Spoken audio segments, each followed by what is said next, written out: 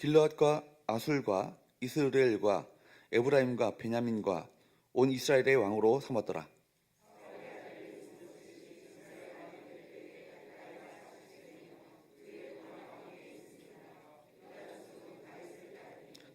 같이요. 다윗이 헤브론에서 유다 족속의 왕이 된 날수는 7년 6개월이었더라. 아멘. 할렐루야. 서로 인사할까요? 사랑합니다. 축복합니다.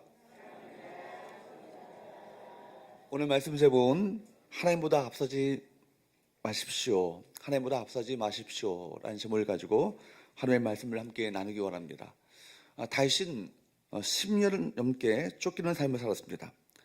사울이 살아있는 동안 10년 넘게 대략 한 14, 15년 되지 않을까 생각합니다.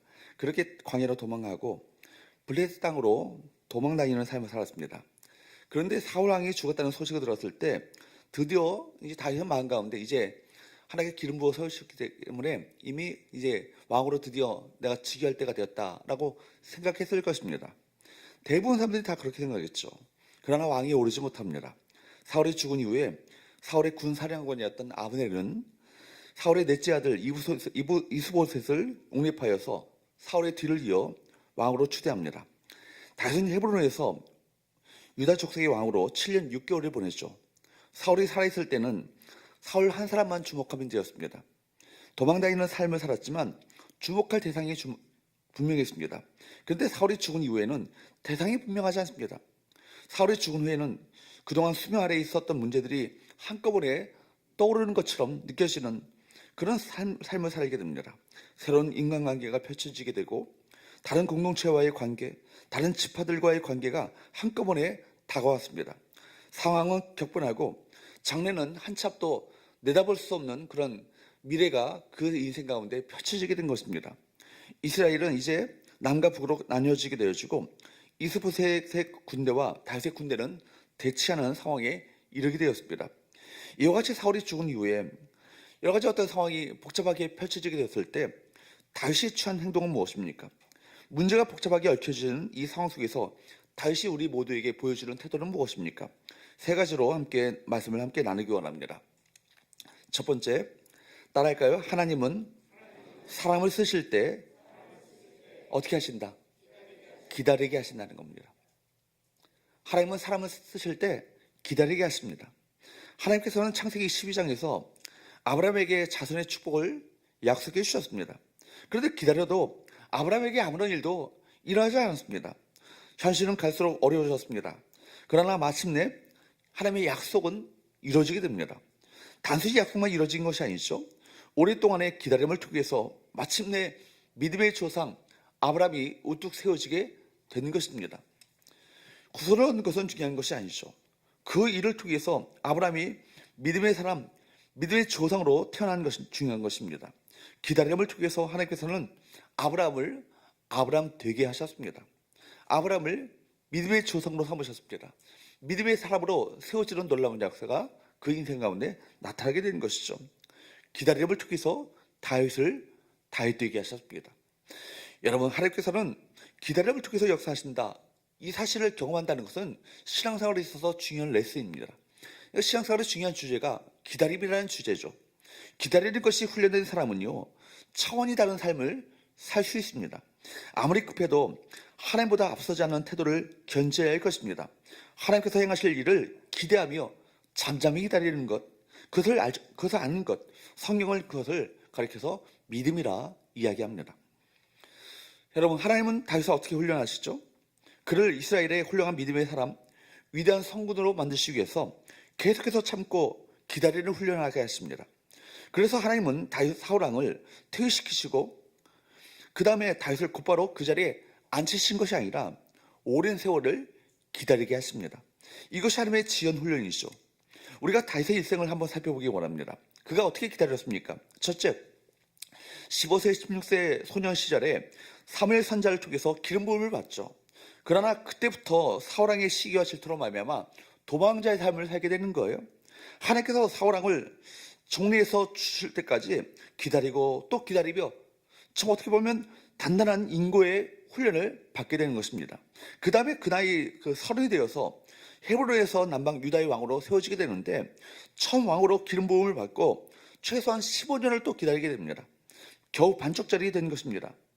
여러분, 바로 그리고 나서 다윗은 헤브론에서 다시 7년 반을 기다리게 되는 것이죠.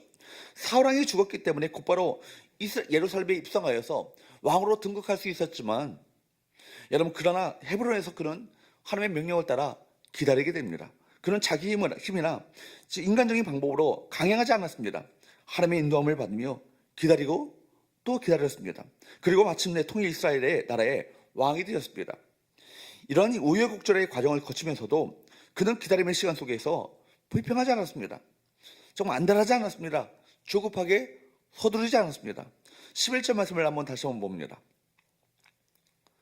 시작. 다시 헤브론에서 유다 족속의 왕이 된 날수는 7년 6개월이더라. 헤브론에서 몇 년을요? 7년 6개월 동안 인구의 훈련을 폐쇄해 나가는 것입니다. 다윗은 지독하게 기다렸던 사람이죠. 그는 어두운 터널의 끝이 언제인지 몰랐습니다. 끝이 보이지 않았습니다. 그런 황무지로 글로 계속해서 옮겨 다녔습니다. 그래도 상황은 좋아지지 않았습니다.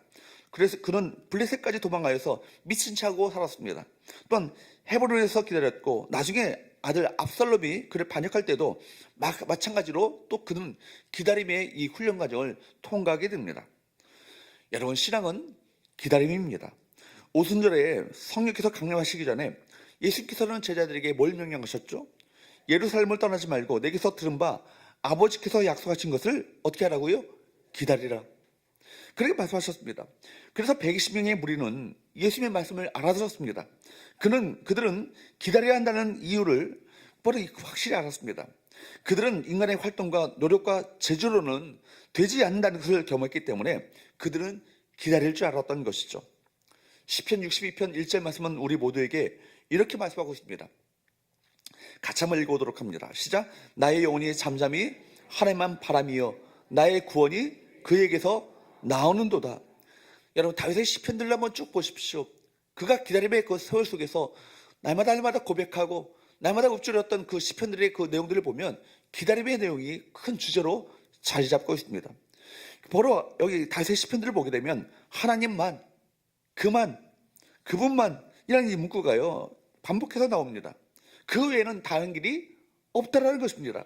하나님만을 철저하게 신뢰하고 하나님만을 의지하며 하나님만을 기다리고 있는 그 다윗의 어떤 믿음의 태도를 우리가 엿볼 수 있는 것이죠. 그러므로 어떤 어려움이 와도 여러분, 기도의 줄을 놓지 말아야 합니다. 기도의 줄은 하늘에서 내리시는 유일한 줄인 것입니다. 하나님을 기다리는 사람은 기도하는 것을 포기하지 않습니다. 하나님을 기다리는 사람은 그 기도의 줄을 든든히 붙잡습니다. 그런데 여러분, 기도하다가 그만둬버리는 사람이 있습니다. 기도하다가 그만두는 것처럼 억울한 일은 없는 것입니다. 그러므로 기도의 줄을 절대로 포기하지 않는 저와 여러분 되시기를 주으로 축복합니다. 아무 일을 일하지 않는다 할지라도 기도의 자리에 앉아 있어야 합니다. 비가 오나 눈이 오나 기도의 자리에 앉아 있어야 하는 것입니다. 하나님만을 바라보고 하나님만을 기다리는 자를 하나님께서는 결코 외면하지 않으시고 무시하지 않으시고 수치를 당하지 않게 하십니다. 그 사람을 통해서 결국 하나님의 하나님 되심을 나타내 보이시며 그 하나님의 하나님 되심을 드러내 보이시는 것입니다. 믿음의 사람 조지 밀러는 이렇게 이야기합니다. 결코 하나님보다 앞서지 말자. 결코 성령님보다 앞서지 말자. 결코 기도보다 앞서지 말자. 같이 한번 읽어보도록 할까요? 시작. 결코 하나님보다 앞서지 말자. 결코 성령님보다 앞서지 말자. 결코 기도보다 앞서지 말자. 그러므로 우리가 기도하고 기다리는 동안 하나님께서 일하고 계시다는 사실을 믿고 신뢰하면서 믿음으로 기다리는 우리 모든 성도들 될 수 있기를 주으로 축복합니다. 두 번째로 따라할까요? 하나님의 인도를 구하라. 하나님의 인도를 구하라는 것입니다. 여러분, 다윗은 사울왕이 죽자마자 하나님께 여쭙죠. 1절 말씀을 보도록 합니다. 1절 시작. 그 후에 다윗이 여호와께 여쭈어 아뢰되 내가 유다 한 성읍으로 올라가리이까? 여호와께서 이르시되 올라가라. 다윗이 아뢰되 어디로 가리이까? 이르시되 헤브론으로 갈지니라. 여기에 보면 다윗은 하나님께 여쭙죠. 하나님, 이제 고국으로 돌아가서 내가 왕으로 통치할까요? 그때까지 다윗은 블레셋 땅에서 망명생활을 하고 있었습니다. 그런데 하나님의 그 대답이 기이합니다. 일단 헤브론으로 가서 반쪽짜리 왕권만 취하라는 것이죠. 다윗은 하나님께서 왜 또 기다리게 하시는지를 이해할 수 없었지만 주님의 뜻을 따르기로 결단합니다. 이런 혼동 속에서도 그는 하나님의 축구를 따르기로 결단하는 것이죠. 너무나도 다윗의 모습이 달라졌습니다. 이전에 비해서 훨씬 더 성숙해졌고 더 깊어졌습니다. 다윗은 이전에 잘못된 결정을 내린 적이 있었습니다. 사무엘상 27장 1절과 2절 말씀을 읽어보도록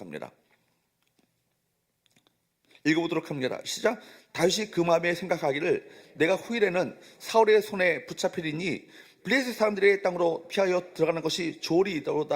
사울이 이스라엘 온 영토 내에서 다시 나를 찾다가 단념하리니 내가 그의 손에서 벗어나리라 하고 다시 일어나 함께 있는 사람 600명과 더불어 가드왕 마옥의 아들 아기스에게로 건너가니라.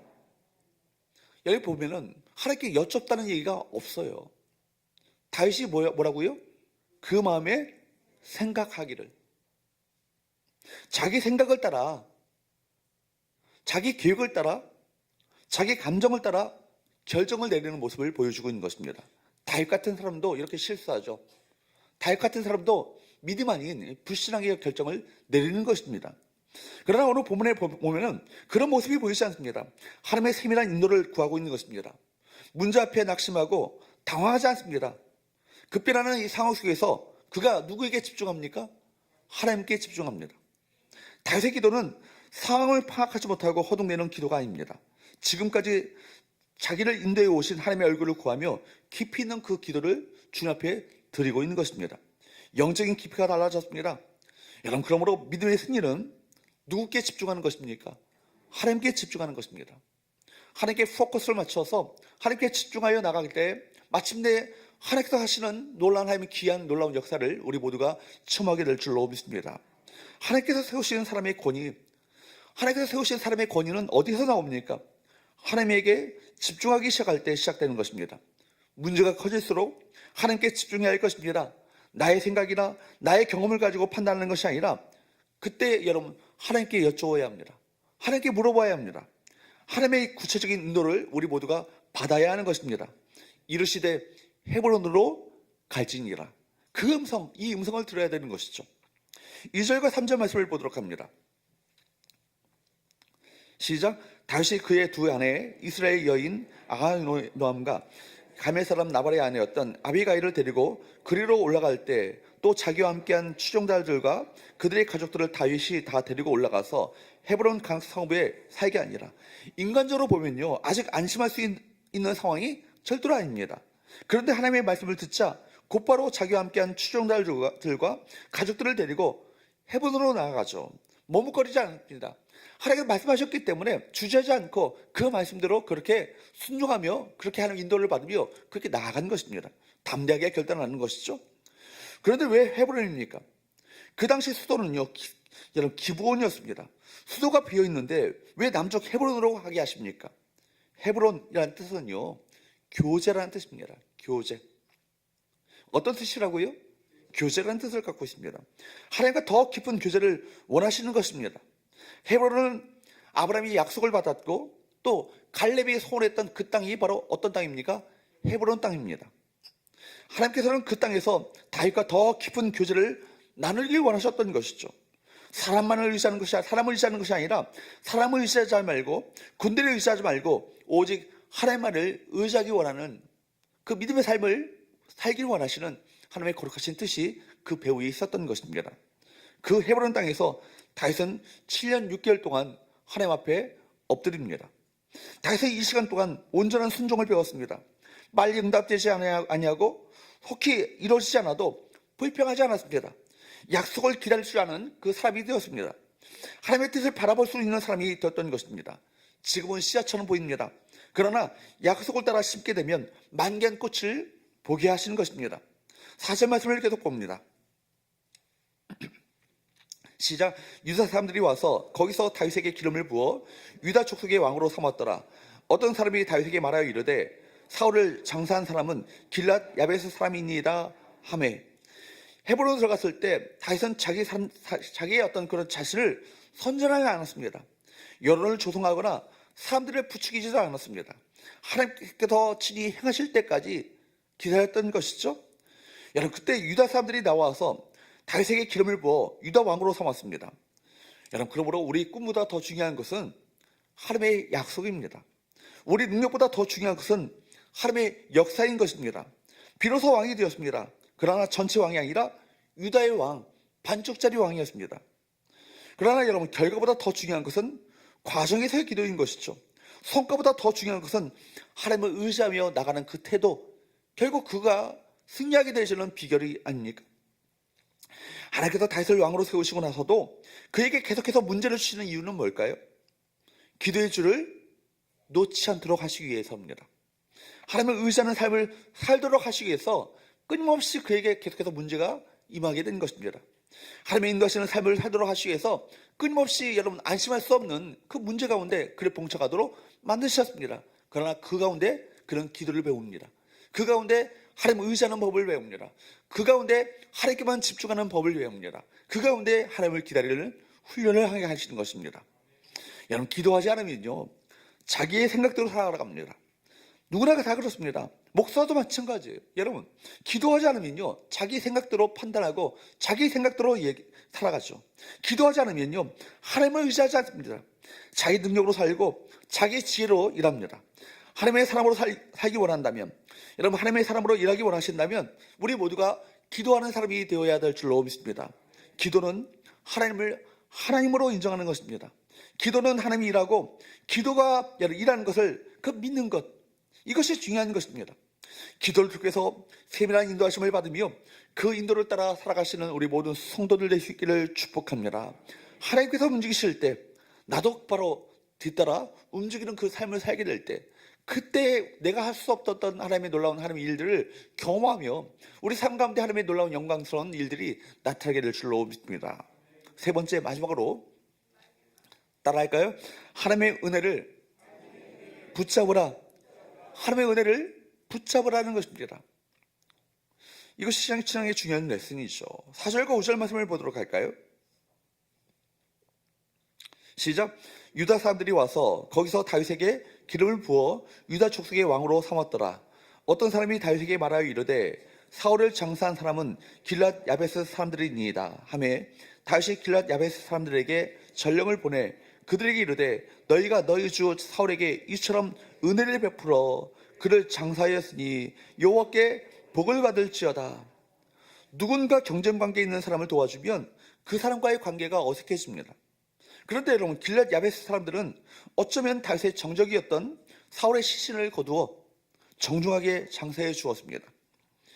다윗이 왕으로 세워진 후에 처음으로 보고받은 내용은 야베스 사람들이 한 일이었습니다. 그런 소식을 들으면 한편으로는 마음이 언짢아질 수 있습니다.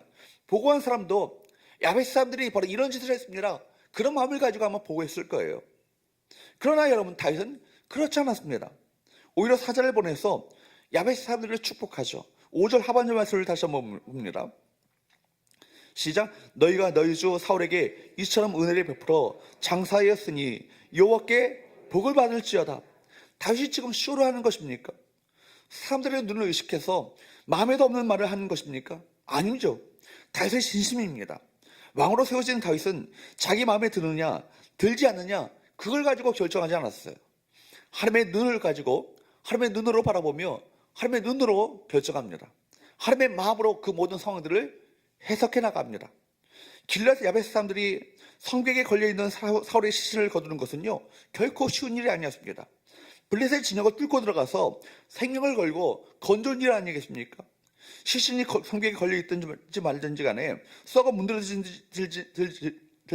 말든지 간에 내버려 둘 수 있습니다.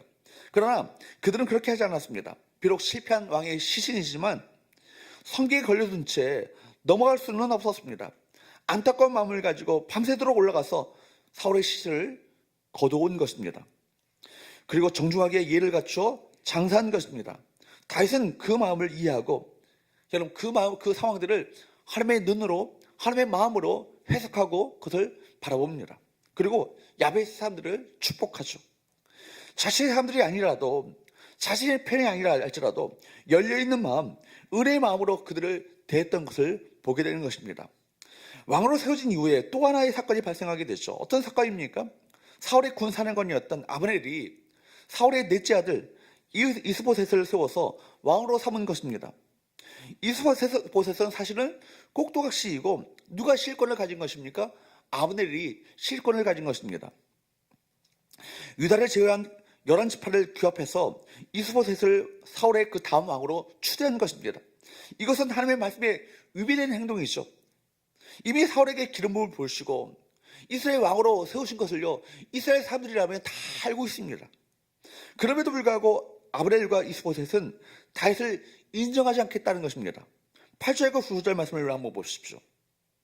8절과 9절 시작. 사울의 군사령관 넬의 아들 아브넬이 이미 사울의 아들 이스보셋을 데리고 마하나임으로 건너가 길르앗과 아술과 이스라엘과 에브라임과 베냐민과 온 이스라엘의 왕으로 삼았더라.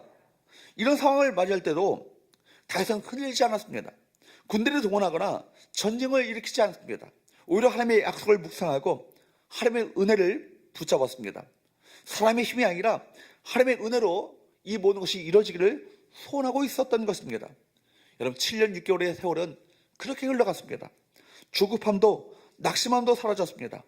빨리 이루어지기보다 하나님의 시간에 맞추길 소원했습니다. 다윗은 왕이라는 이 자리가 좋은 옷을 입고 좋은 음식을 먹는 자리가 아님을 알았습니다.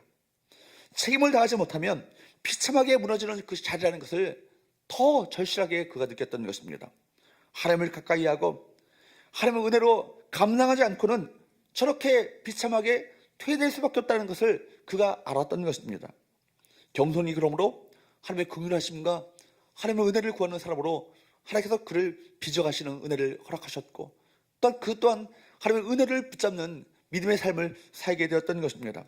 하나님의 오직 겸손하게 하나님의 긍휼하심과 은혜만을 구하는 자리, 바로 그 자리가 바로 왕의 자리임을 그가 깨달아 겸손하게 더욱더 낮은 마음을 가지고 하나님의 은혜를 구하며 하나님의 도우심을 구하며 하나님의 긍휼하심을 구하는 믿음의 삶을 살아가게 됩니다. 사랑하는 여러분, 말씀을 맺겠습니다. 오늘 하루를 살아도 저와 여러분들이 붙잡아야 될 것이 있다면 하나님의 은혜인 것입니다. 여러분이 있는 그 자리에서 겸손히 하나님을 기다리며 겸손히 하나님의 은혜를 구하시는 저와 여러분 되시기를 축복합니다. 하나님의 눈으로 바라보고 여러분 하나님의 은혜가 여러분 심령 가운데 부어지길 바랍니다. 하나님을 가까이 하고 하나님의 은혜를 붙잡는 것이 바로 승리의 비결인 것입니다. 다시 한번 정리해 볼까요? 하나님께서 사람을 쓰실 때 어떻게 하십니까? 기다리게 하십니다.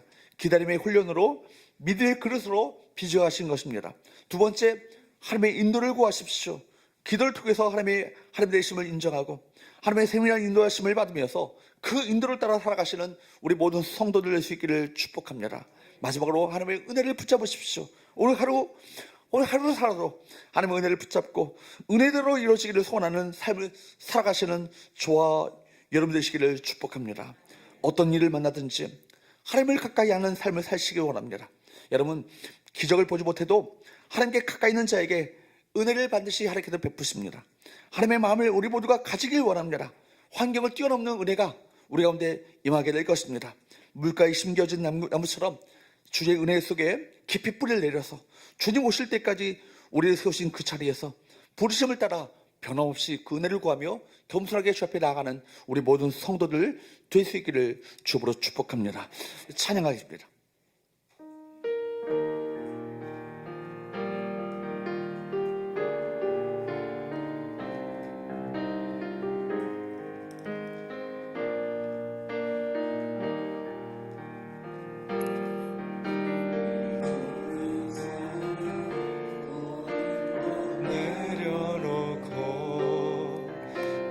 주 되신 주 앞에 나가 내가 사랑했던 모든 건 내려놓고 주님만 사랑해. 내가 주인 삶은 모든 건 내려놓고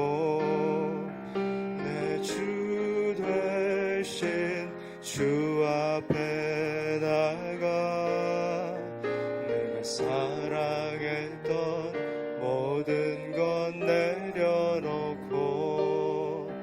주님만 사랑해.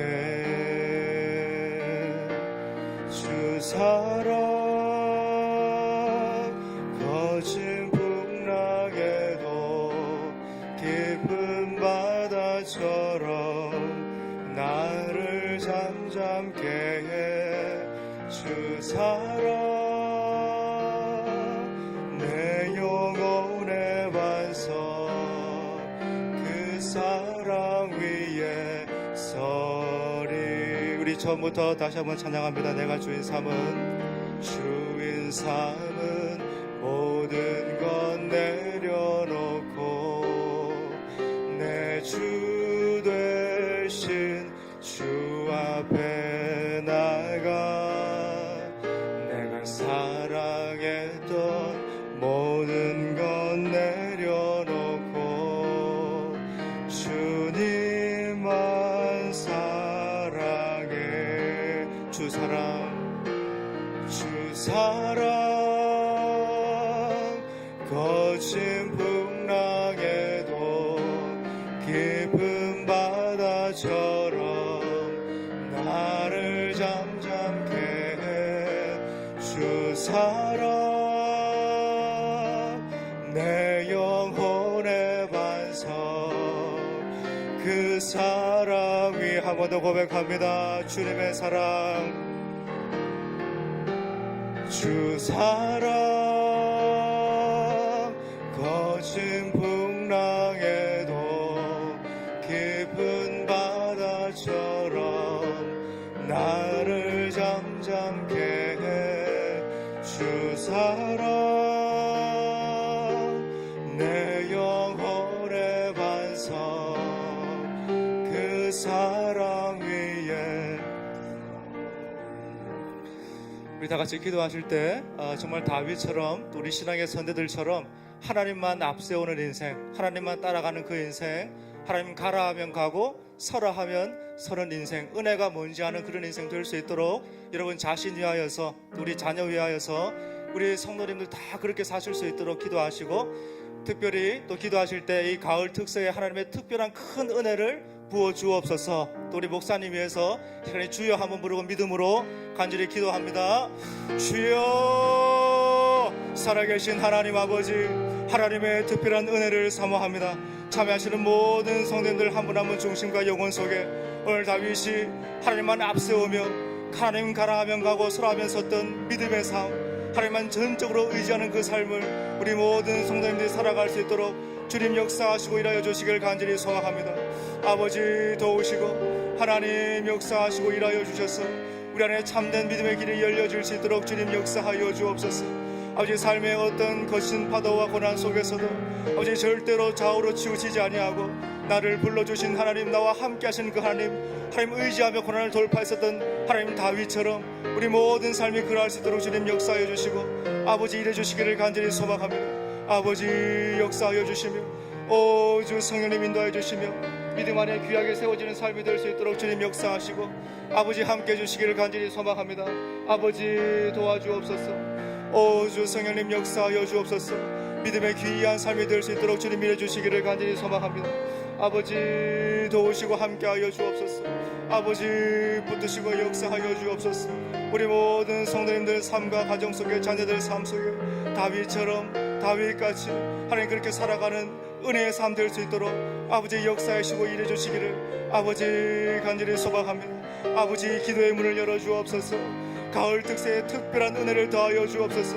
대가주를 하며 이 예배 자리에 나올 때 하나님 귀한 은혜 부어주시기를 간절히 소망합니다. 아버지 임하여 주시며 주 성령님